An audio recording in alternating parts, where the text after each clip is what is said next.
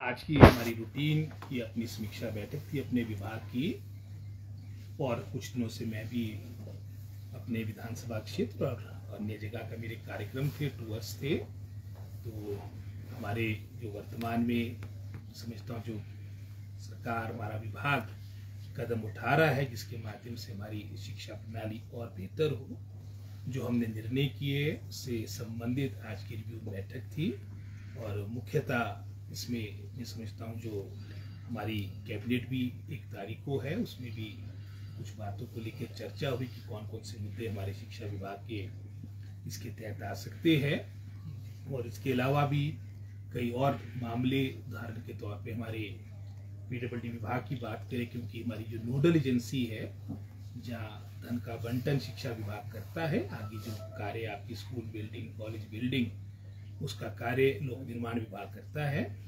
बहुत से हमारे ऐसे अनयूटिलाइज फंड्स है, तो उसके बारे में भी हमने पूरी जानकारी मांगी है विभाग से, और इसके बारे में शीघ्र सचिव शिक्षा और हमारे पीडब्ल्यूडी विभाग के हमारे अधिकारी मिलेंगे, ताकि प्राथमिकता के आधार पे हम फंड्स का बंटन उन स्कूल भवन के लिए या उन कॉलेज भवन के लिए करें जो लगभग अब कंप्लीशन की स्टेज पे पहुंच चुके हैं। जो आपके अनस्टार्टेड वर्क्स है, वहाँ के फंड्स की रीएप्रोप्रिएशन के माध्यम से आपके उन स्कूल और कॉलेज भवन के लिए पैसे का बंटन हो, जहाँ पर अब लगभग कंप्लीशन पे आपके कार्य आ चुके हैं, क्योंकि अब इस फाइनेंशियल ईयर के भी मात्र 3-4 महीने शेष रह गए हैं। और बहुत से हमारे ऐसे फंड्स हैं जहाँ पर मैं समझता हूँ रीएप्रोप्रिएशन की आवश्यकता है। इसको लेकर भी विभाग के हमारे सभी अधिकारियों के साथ चर्चा हुई।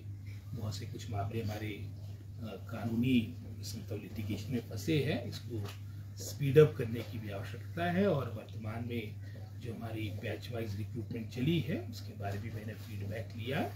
ये सारे मुद्दे थे जिसके बारे में आज एक रिव्यू बैठक हमारी शिक्षा विभाग की हुई है।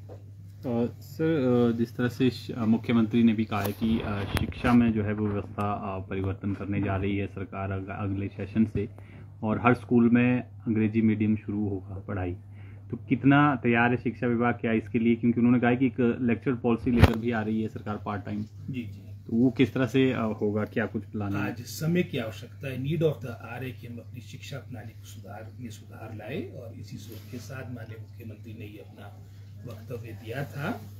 और जैसे हमने शुरू में भी कहा जब ये सरकार का गठन हुआ कि वर्तमान में हमारा ये पहली प्राथमिकता रही कि जो हमारे खुले हुए संस्थान हैं उनको स्ट्रेंथन किया जाए, उनको मजबूत किया जाए, उनको सुदृढ़ किया जाए। और जो व्यवस्था परिवर्तन की आप बात कर रहे हैं, सबसे बड़ी व्यवस्था परिवर्तन यही है कि हमने इस दौरान कोई भी नए स्कूलों का अपग्रेड नहीं किया, क्योंकि हम पहले चाहते हैं, जैसे हमने अब हायर एजुकेशन में विशेषकर कॉलेजेस में जो आपके वर्षों से प्रिंसिपल्स के पद रिक्त थे वो लगभग भरे जा चुके हैं। आउट ऑफ 134 105 आप विदाउट रेगुलर प्रिंसिपल आपके कॉलेजेस थे, इसमें से 83 जगह आपके रेगुलर प्रिंसिपल्स आ चुके हैं।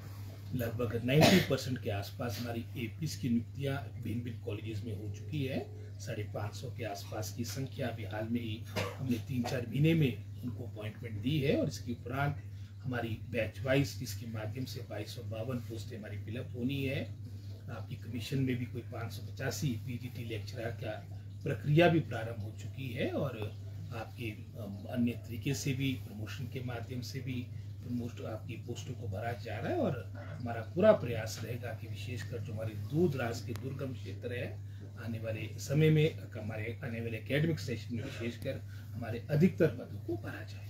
सर, जो गेस्ट फैकल्टी की मुख्यमंत्री सामने बात की है, सर क्या वो एसएमसी पीटीए के तहत भरे जाएंगे या कोई डायरेक्ट रिक्रूटमेंट? इसके बारे में भी हमारी नीति बन रही है, और उसके पीछे भी यही एक जो माननीय मुख्यमंत्री की सोच है, यही है कि हमारे बहुत से ऐसे क्षेत्रों में, दूर दराज के क्षेत्रों में विशेषकर मैं कहना चाहूँगा जहाँ पर स्टाफ का अभाव रहता है, वहाँ पर मैं समझता हूँ ट्रेन मैन पावर जाए। पूरी जो आपकी आरएनपी रूल्स, जो आपकी क्वालिफिकेशन है, उसमें कोई भी कॉम्प्रोमाइज़ ना हो।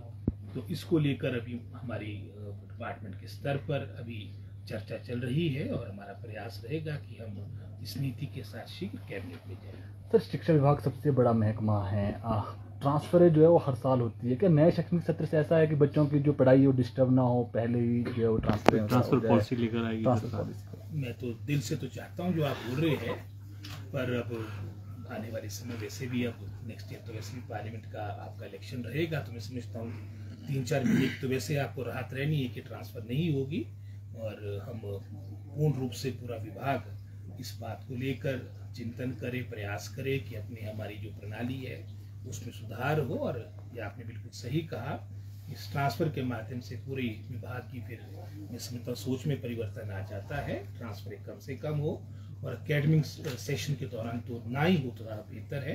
इस सोच के साथ भी हम आगे विषय विचार करेंगे। सर शास्त्रीय भर्ती रोक दी थी पीछे, कब तक शुरू होगी ये भर्ती सर? अभी तो वर्तमान में रोकी हुई है, और उसमें भी कारण आप जानते हैं कि एनसीटी गाइडलाइंस में जो हमारे बीए बीएड जिन्होंने वो भी इसमें एलिजिबल हो चुके हैं, और साथ ही साथ वर्तमान में जो हमारे जिन्होंने 5 साल से इसमें शिक्षा इस कोर्स में की है संस्कृत में, तो उनका इसको लेकर विरोध है कि इसमें उनकी एलिजिबिलिटी के साथ एक तरह से हमारे साथ मैं समझता हूँ नाइंसाफ़ी है। लेकिन अब अल्टीमेटली अब जो इसमें रिक्रूटमेंट होनी है वो एनसीटी की गाइडलाइंस के अनुसार होनी है। अभी हमारे जो शास्त्री वर्ग के जो 5 वर्ष वाले हमारे जो इशू है उन्होंने इस मामले को लेकर हाई कोर्ट में भी गए हैं, लेकिन वर्तमान में अभी तक इसमें कोई इस तरह का मतलब स्टेज 2 तो नहीं मिला है। लेकिन अभी वर्तमान में सरकार ने अभी जो आपकी रिक्रूटमेंट प्रोसेस थी लगभग 190 के आसपास हमारे ये शास्त्रीय बैच वाइज के माध्यम से आपके रिक्रूट होने थे, ये प्रक्रिया में कुछ समय के लिए विराम लगाया। रोहित जी, अक्सर ये देखा जा रहा है कि विश्वविद्यालय हो या महाविद्यालय हो, वहाँ पे लड़ाई झगड़े काफी बढ़ गए हैं, तो किस तरह से सख्ती की जाएगी ताकि आने वाले समय में जो छात्र वहाँ पढ़ रहे हैं ये बहुत ही चिंता का विषय है। जो आपने यूनिवर्सिटी का एग्जाम्पल दिया पीछे कोटशेरा में भी इस तरह का मैं समझता हूँ बातें हमारे सामने आई है, और बिल्कुल सरकार इसमें ज़ीरो टॉलरेंस के साथ आगे चलेगी, चाहे वो किसी भी संगठन से हमारे लोग होंगे। अगर वो गलत तरीके से इस तरह का इंडिसिप्लिन करेगी तो मैं समझता हूँ सरकार पुलिस विभाग अपनी सख्त कार्रवाई करेगी। सर प्राइमरी टीचरों को लेकर कंफ्यूजन सा हुआ है, सुप्रीम कोर्ट ने जो राजस्थान का फैसला दिया था कि उसमें बीएड वाले नहीं होंगे, लेकिन हिमाचल में क्या स्थिति है? कुछ दिन पहले हाई कोर्ट में भी ये मामला लगा था क्योंकि कंफ्यूजन सा हुआ। अब तो फ्यूचर में जितने भी हमारी रिक्रूटमेंट होगी वो विदाउट जो एज पर जो हमारे सुप्रीम कोर्ट की गाइडलाइंस है उसके अनुसार होगी। अब उसमें बीएड को बाहर कर दिया गया है, और उसके अनुसार ही सुप्रीम कोर्ट से ऊपर तो कोई नहीं है, सुप्रीम कोर्ट भी आपके फ्यूचर में नियुक्तियां। सर बीजेपी अध्यक्ष डॉक्टर राजीव बिंदल ने आज एक आंकड़े जारी किए हैं कर्ज को लेकर। उन्होंने कहा कि मुख्यमंत्री ने कहा था कि दस्तावेज बताओ, तो उन्होंने कहा कि 10,800 करोड़ का कर्ज हो चुका है और मुख्यमंत्री झूठ बोल रहे हैं। तो ये आंकड़े जारी कैसे किस तरह ध्यान दें? बिंदल जी तो अब भारतीय जनता पार्टी के अध्यक्ष हैं, तो अपनी पॉलिटिकल स्टेटमेंट देनी है, लेकिन बेहतर होता कि वो इस दौरान और विशेषकर जब हिमाचली आपदा से बाहर आ रहा है केंद्र की कितनी मदद हुई प्रदेश के प्रति उसके आंकड़े भी सामने ले आते।